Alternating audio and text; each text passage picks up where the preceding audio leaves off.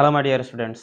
आज हम लोग क्लास 12 के मैथ का एनसीईआरटी बुक का मैट्रिक्स यानी कि अवयव के अंतर्गत एक्सरसाइज 3.2 का बेसिक और कुछ एग्जांपल सॉल्व करेंगे। क्योंकि इसके पिछले वीडियो में हम लोग उसमें एग्जाम्पल नंबर 11 तक कंप्लीट कर चुके हैं। यदि वीडियो आप लोग नहीं देखे हो तो मेरे वीडियो के डिस्क्रिप्शन में लिंक दिया गया है, वहां से आप लोग जाकर देख सकते हैं। ठीक है, तो चलिए आप मेरे वीडियो को फटाफट लाइक कर लें, कमेंट कर लें और अपने दोस्तों में ज़्यादा से ज़्यादा शेयर कर लें फटाफट। ठीक है, और यदि मेरे चैनल को अभी तक आपने सब्सक्राइब नहीं किया है तो सब्सक्राइब कर लें। चलिए हम लोग देखते हैं, इसमें हम जानेंगे कुछ बेसिक में अवयवों का गुणन यानी कि मल्टीप्लिकेशन ऑफ मैट्रिक्सेस। ठीक है, यानी कि हमें इसमें देखना है अवयवों का जो मैट्रिक्स है उसका हमें गुणन सीखना है, यानी कि कैसे हम उसका मल्टीप्लाई करेंगे, कैसे उसका हम गुणा निकालेंगे। ठीक है, तो सबसे पहले जैसे कि मान लेते हैं कोई अवयव ए ले लिया जाए और कोई अवयव बी है। बात समझ रहा ना? जैसे कि मान लेते हैं इसमें कुछ अवयव हमारा दिया हुआ है, बी बराबर भी कुछ हमारा अवयव दिया हुआ है, इसमें समझ में आ रहा ना? तो हमें करना क्या है, अगर इसका मान लेते हैं इसका कोटि हमारा जैसे कि मान लेते हैं m इंटू कितना है, n है। ठीक है, अब एक बात और यहाँ पर ध्यान में रखना है कि जैसे कि m और n कहने का मतलब ये हो गया कि इसमें जो रो है वो कितना है, m है, और जो कॉलम है वो कितना है, n है। तो कंडीशन ये है कि जब m और n कोटि का यह अवयव a है, ठीक है, और दूसरा अवयव b जो माने हैं वो भी किस कैटेगरी का होना चाहिए, उसमें जो ये हमारा यानी कि जो ये क्या है, कॉलम है ना, उसका जो कॉलम है इसके बराबर होना चाहिए। किसके बराबर? इसके रो के बराबर इसका कॉलम होना चाहिए। यानी इसका जो कॉलम है उसकी जो संख्या है किसके बराबर होना चाहिए, रो के बराबर होना चाहिए। तब जाके हम उसका मल्टीप्लाई कर सकते हैं, यानी कि उसका गुणन निकाल सकते हैं। जैसे कि मान लेते हैं इसका कोटि m n गुणे p मान लेते हैं, कोई भी मान लिया जाए। समझ में आ रहा है ना? अब जैसे कि मान लेते हैं कि यहाँ पे जो हमारा अब निकलेगा यहाँ पर n सेम होना चाहिए। ठीक है, यानी इसका जो रो है, सॉरी कॉलम है, इसके रो के क्या होगा, बराबर होगा, तभी जाके हम उसका गुणन निकाल सकते हैं, अन्यथा नहीं निकाला जा सकता है। बात समझ आ रहा ना? अब जैसे कि मान लेते हैं, अब हमारा दिमाग में ये बात आ रहा होगा जो इसका आने वाला जैसे a इंटू बी का जो वैल्यू है वो कितना आएगा। जैसे मान लेते हैं कहते a इंटू हमको b निकालना था, तो इसका जो मान आएगा ना, ये भी आपको एकदम ध्यान में रखना होगा। तो छूट क्या रहा है, m और क्या छूट रहा है, p छूट रहा है। तो इसका कोटि आ जाएगा कितना, m इंटू p। समझ में आ रहा है ना? इसका जो कोटि आएगा a इंटू बी का जो कोटि आएगा वो कितना आएगा, m इंटू पी आएगा। तो इस बात को आप लोग एकदम ध्यान में रख लीजिएगा कि जिसका जितना मतलब ये हमारा जो मतलब कोई अवयव हमारा दिया हुआ है उसका जैसे कि मान लेते हैं कोटि है m इंटू n, यानी इसमें रो की संख्या m है और कॉलम का संख्या कितना है, n है। इसमें हमारा जो इसका कोटि हो जाएगा n इंटू पी। जैसे कोई मान लेते हैं अंक होगा n के, p के जगह पर कोई अंक रह जाएगा। तो इसमें रो कितना है, n है, और जो कूलम है वो कितना है, p है। तो हम बताए हैं कि जब इसमें जितना कूलम होगा उतना ही इसमें क्या होना चाहिए, रो होना चाहिए, तब जाके उसका हम मल्टीप्लाई ज्ञात कर सकते हैं। ठीक है, तो इसके बाद जो इसका मान आएगा, इसका जो वैल्यू आएगा a इंटू बी वो कितना आएगा, m इंटू पी कोटि का आएगा। समझ में आ रहा ना? अब जैसे कि मान लेते हैं हम एक एग्जाम्पल लेके चलते हैं। यदि a इक्वल टू हम मान लेते हैं 2 3 4, 1 5 2, ये a बराबर हम मान लिए। ठीक है, तो एक b बराबर ही हम मान लेते हैं। तो b बराबर मानने के लिए सबसे पहले एक बात ध्यान में रखना होगा कि इसमें जो कोटि कितना दिख रहा है, 2 1 2 3, कितना का दिख रहा है, 3 का दिख रहा है। 2 गुने 3 कोटि का ये जो अवयव है कितना गुना कितना कोटि का है, 2 गुने 3 अवयव का, 2 गुने 3 कोटि का अवयव है। तो जो हमारा b होगा उसमें हम क्या बताए हैं, यानी कि जितना कूलम होगा उतना ही इसमें क्या होना चाहिए, रो होना चाहिए। समझ आ रहा है ना? यानी कि 3 हमको इसमें रो लेके चलना पड़ेगा। तो जैसे कि मान लेते हैं हम ले लिए 2 5 3 4 2 1। समझ में आ रहा है ना? अब ये जरूरी नहीं है कि ये वाला यहाँ पर बराबर हो, सेम हो। ये समझ में आ रहा है ना? अब यहाँ पर हम देख लेते हैं इसका। सबसे पहले हम इसको क्या लिखेंगे, 1 2 3, 3 हो गया ना रो, कूलम देख लेते हैं 1 2, तो कूलम कितना हो जाएगा, 2। अब ये जरूरी नहीं है कि यहाँ पर जो कूलम है वही रो का मान, वो अलग भी हो सकता है।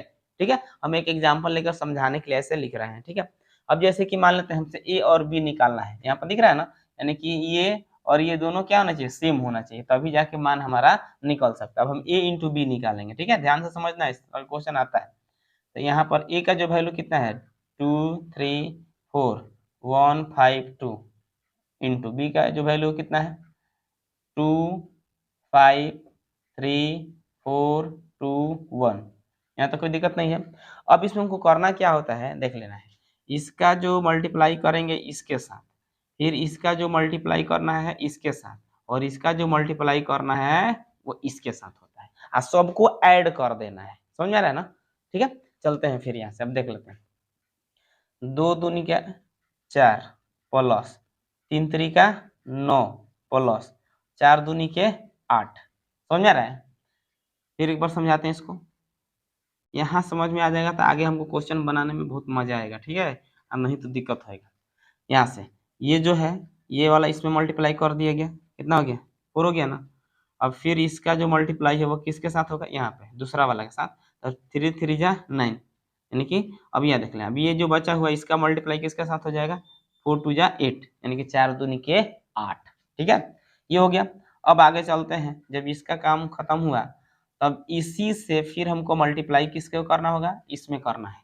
तो 5 दूनी के 10, फिर इससे हम मल्टीप्लाई करेंगे किसमें, इसमें, तो 4 तिहाई 12, फिर इसका हम मल्टीप्लाई, अब इसका मल्टीप्लाई किस में करेंगे, इसमें, तो 4 एक हम 4।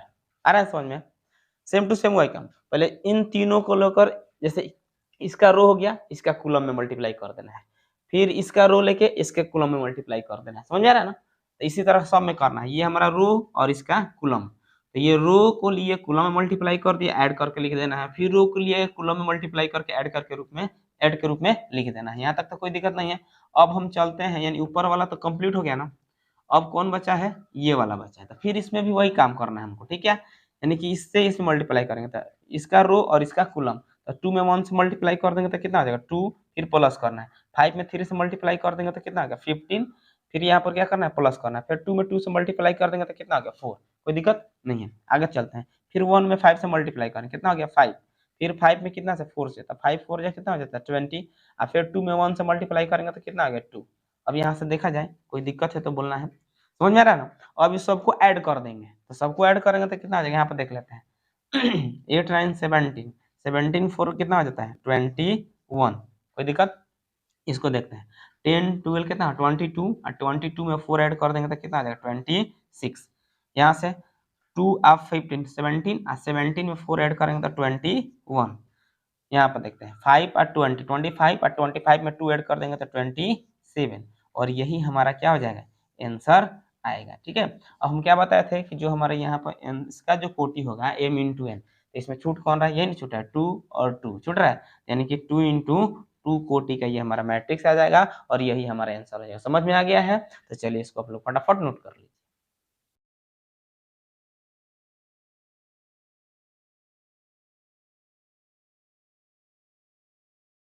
चलिए अब इसके बाद हम इसका एग्जाम्पल देखते हैं, example number 12। Same to same अभी हम जो गुणा करना सिखाए हैं उसी आधार पे ये क्वेश्चन बनेगा। ठीक है, तो दी कह रहा है यदि a इक्वल टू दिया है 6923 तथा b इक्वल टू दिया 260,798 है तो ए बी ज्ञात कीजिए। ठीक है, हम सबसे पहले क्या बताएं, जब भी हमें मल्टीप्लाई ज्ञात करना होगा तो एक बात को ध्यान में रखना होगा, उसका कोटि देख लेना है। ठीक है, तो इसका अगर हम कोटि की बात करें तो 1 2, तो 2 और कुलम कितना 1 2, तो 2। इसका देखते हैं तो 1 2 2 हो गया, 1 2 3 कितना हो जाएगा 3। समझ में आ रहा है ना? हम क्या बताएं कि जब इसका कुलम्ब और इसका क्या रो सेम होगा, ठीक है, तो हम इसका क्या कर सकते हैं, गुणा आसानी से निकाल सकते हैं। तो ए और बी दिया हुआ, तो हमें ए बी निकालना है, तो ए बी कोई दिक्कत नहीं है। अब यहाँ देख लेते हैं, तो ए का वैल्यू कितना है 6923। ठीक है, अब आगे देख लेते हैं यहाँ से, और बी का जो वैल्यू कितना दिया है 260,798। ये किसका वैल्यू दिया है, बी का वैल्यू दिया। अब इसका मल्टीप्लाई करना है हमको। ठीक है, तो यहाँ से देख लेते हैं, ये इसका इसमें मल्टीप्लाई और ये वाला इसमें, यानी कि इसका रो और इसका कुलम लेकर चलेंगे। ठीक है, यहाँ पर 6 में 2 से मल्टीप्लाई करेंगे तो कितना हो जाएगा 12 होगा, फिर 9 में 7 से मल्टीप्लाई करना था, आप प्लस करना है, ध्यान में रखना है, तो 9 7 जा कितना होता है 63। यहाँ तक तो कोई दिक्कत नहीं है ना? आगे चलते हैं, फिर 6 में कितना, अभी ये कंप्लीट हो गया ना, फिर आगे बढ़ेंगे, इसी तरह आगे बढ़ते चलना है। तो ये 20 का और इसमें मल्टीप्लाई करना है, 6 में 6 से मल्टीप्लाई करेंगे कितना आ जाएगा 36, और फिर 9 में 9 से मल्टीप्लाई करेंगे तो 81। ठीक है, अब यहाँ देखते हैं 6 में 0 से मल्टीप्लाई कर देंगे तो 0, और 9 में 8 से मल्टीप्लाई करेंगे तो 72। ठीक है, आगे चलते हैं यहाँ से, फिर अब इसका जो 3 में मल्टीप्लाई कर दे, फिर इसको उठाना है, फिर 3 में मल्टीप्लाई करना है, ठीक है। यहाँ पे 2 में 2 से मल्टीप्लाई करेंगे तो कितना आ गया 4, और फिर 3 में 7 से मल्टीप्लाई करेंगे तो कितना है 21, 2 में 6 से मल्टीप्लाई करेंगे, 2 6 जा 12, प्लस है तो प्लस, 3 में 9 से मल्टीप्लाई कर दिए तो 9 3 जा 27। फिर यहाँ से चलते हैं, अब इसका काम कंप्लीट हो गया तो इसका बाकी है, तो 2 में 0 से मल्टीप्लाई करेंगे तो 0, और 3 में 8 से मल्टीप्लाई करेंगे तो 8 3 जा 24। यहाँ तक तो कोई दिक्कत नहीं है। आगे बढ़ लेते हैं, अब इसको ऐड कर दिया जाए तो 3 2 कितना हो गया 5, और 6 1 कितना होता है 7, 75 हो जाएगा। इसको ऐड करते हैं, 6 1 कितना होता है 7, 8 3 कितना हो गया 11, तो 117 हो जाएगा। 0 में 72 ऐड करेंगे तो 72, यहाँ पर इसको ऐड कर लेते हैं, 4 में 1 ऐड करेंगे तो कितना हो गया 5, और 2 का 2, इसमें मल्टीप्लाई करते हैं तो हो जाए कितना 7 2 9 और 2 1 3, यहाँ से 24, और ये हमारा क्या हो गया आंसर आ गया, ठीक है, कोई दिक्कत नहीं है। चलिए इसको आप लोग फटाफट नोट कीजिए।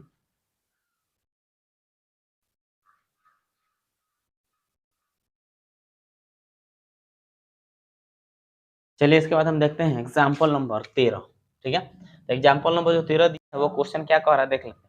और यदि a equal to 1 minus 2 3 minus 4 2 5 और b इक्वल टू 2 3 4 5 2 1, तो ए बी तथा बी ए ज्ञात कीजिए, दर्शाइए कि A B not equal to B है, ठीक है। ए इक्वल टू दिया है, बी इक्वल टू दिया है, हमसे क्या कह रहा है ए बी निकालना और बी ए निकालना है, समझ में आ रहा है ना।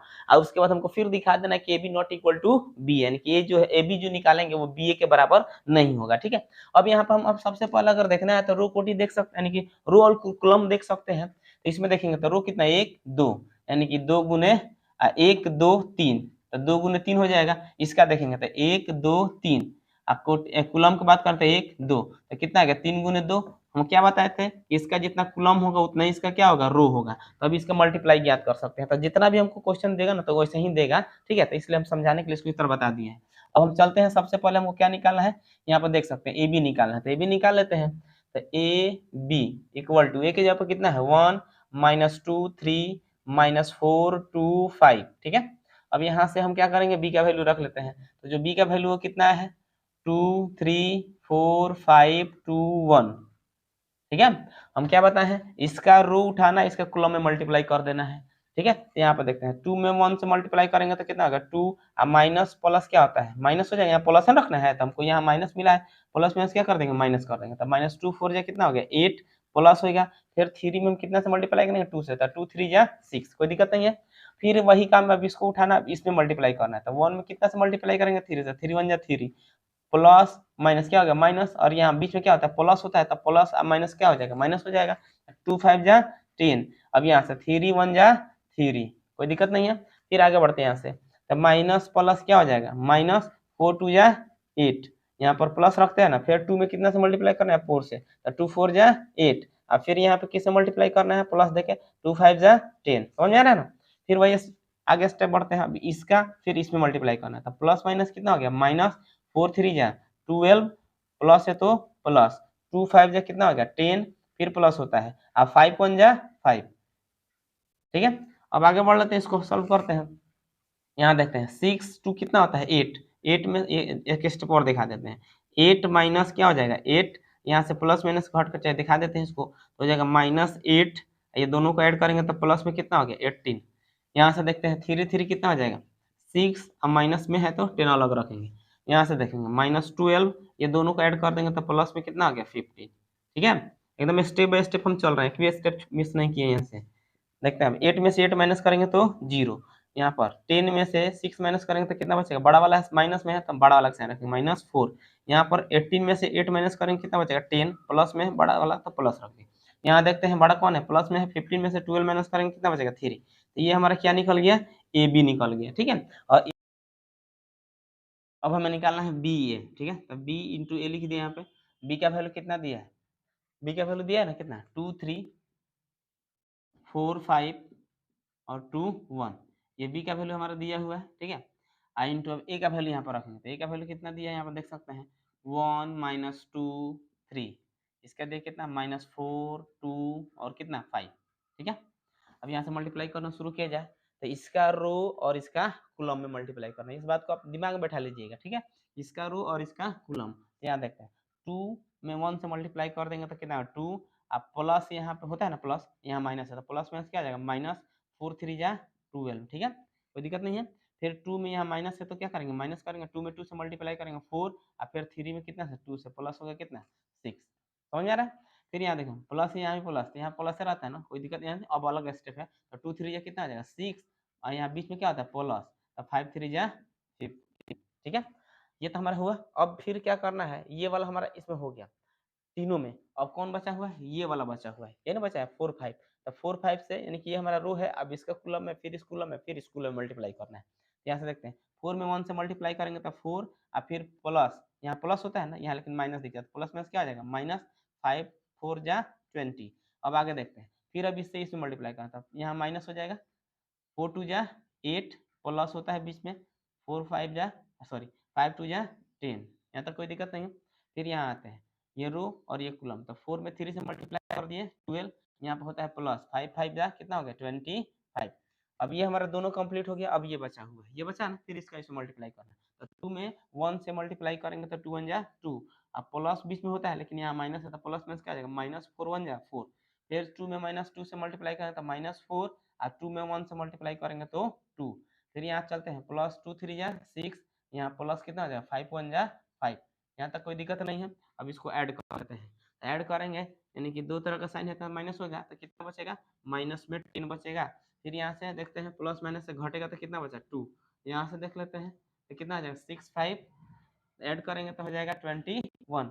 उसके बाद से इसको माइनस कर लेंगे तो कितना आ जाएगा माइनस में 16, यहाँ से माइनस करेंगे तो 2, और यहाँ पर दोनों को ऐड कर देंगे तो कितना 37। यहाँ से माइनस कर लेते हैं तो कितना आ जाएगा -2, यहाँ से ऐड करेंगे, दो तरह का साइन है तो घटेगा तो कितना बचेगा माइनस में 2 बचेगा, और यहाँ पर दोनों प्लस में है तो जुट कर कितना हो गया 11।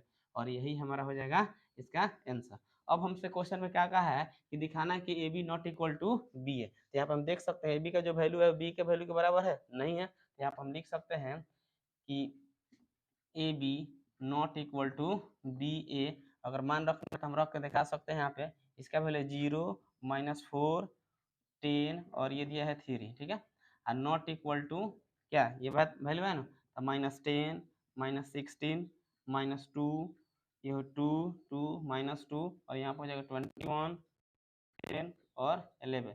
ये एक दूसरे के बराबर नहीं है, और यही हमें दर्शाना था, तो लिख देंगे यहाँ पे प्रूफ। ठीक है, तो चलिए इसको नोट कीजिए।